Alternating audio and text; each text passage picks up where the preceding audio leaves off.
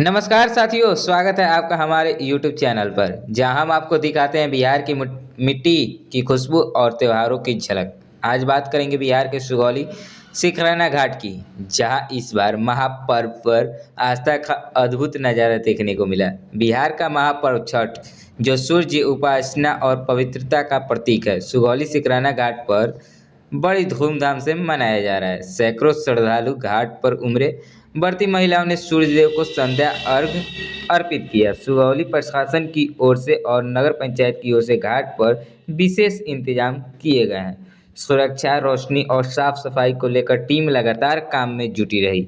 स्थानीय लोगों के सहयोग से पूरा इलाका आस्था के रंग में रंग गया है। हम लोग कुछ लोगों का कहना था वहाँ पे कि हम लोग हर साल यहाँ छठ करते हैं। ये हमारी परंपरा और विश्वास दोनों है।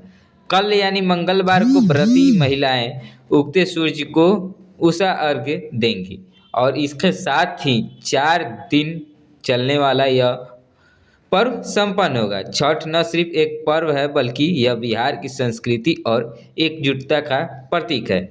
अगर आपको यह वीडियो पसंद आया हो तो इसे लाइक करें, शेयर करें और चैनल को सब्सक्राइब करना न भूलें, ताकि आपको मिलती रहे ऐसी ही और खबरें हमारे बिहार की परंपराओं से जुड़ी हुई। जय छठी मैया। आप लोग बिना किसी कंजूसी किए हुए इस वीडियो में एक एक कमेंट अवश्य कीजिएगा। जय छठी मैया।